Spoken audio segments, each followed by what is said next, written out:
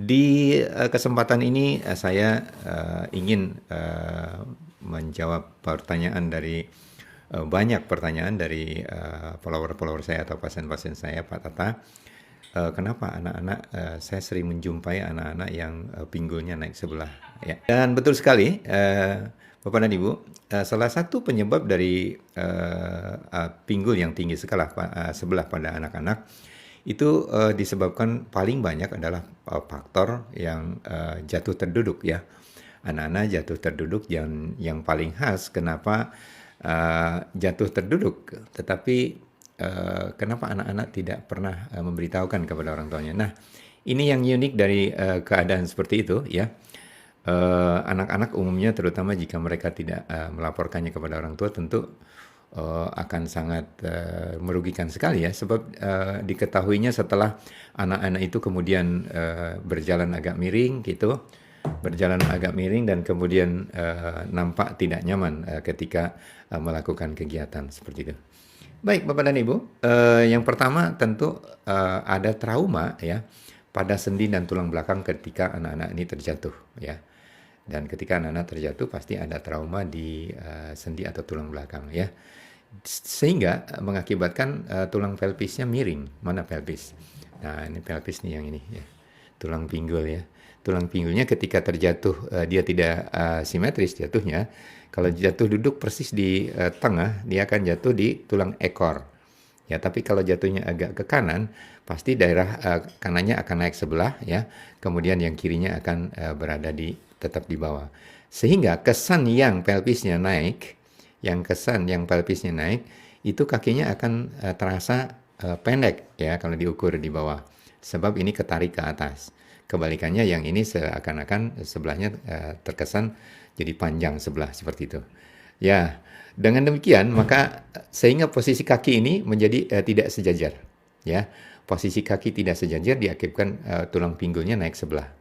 Jadi periksa terus anak-anak kita kalau ada kegiatan di luar rumah terutama, ya.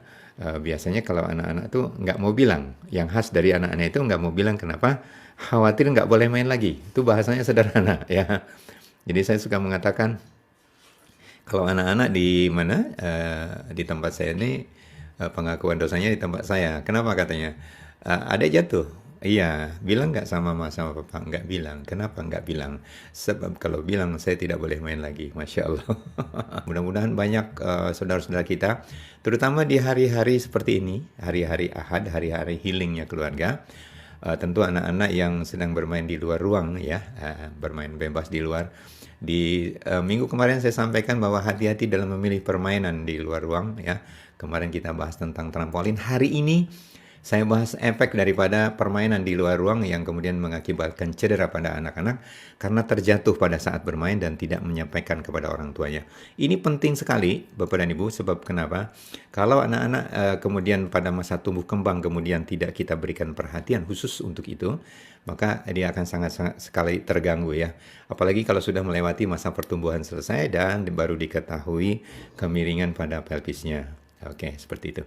So, Bapak dan Ibu, itu yang faktor pertama. Yang pertama tadi, ketika jatuh terduduk anak-anak, pelvisnya miring, tentulah gangguan pada tulang belakang, cedera ringan pada tulang belakang, terutama pada tulang pinggang, ya, pada lumbar atau sakrum dapat menyebabkan di bagian atasnya itu akan terjadi skoliosis, ya. Tentu skoliosisnya bukan skoliosis yang berat, yang ringan, yang mempengaruhi panjang kaki serta fungsinya, seperti itu, ya. Kemudian yang kedua, efek daripada jatuh terduduk, dia akan terjadi kompresi atau peradangan pada otot serta ligamen, ya. Kenapa demikian? Karena benturan akibat beban tubuh anak-anak, apalagi kalau anak-anaknya agak gemoy, ya, agak gemuk seperti itu, ya. Tentu kekakuan pada otot itu yang pertama akan terjadi. Otot panggul bawahnya itu, ya, otot panggul bawahnya dapat tegang, ya, akan menyebabkan tegang akibat benturan itu. Dan kemudian dia membuat salah satu sisi panggulnya ketarik ke atas. Jadi panggulnya ketika bruk jatuh, ya, di sininya tegang, ketika yang tegang bagian yang sebelah sini, maka dia akan naik.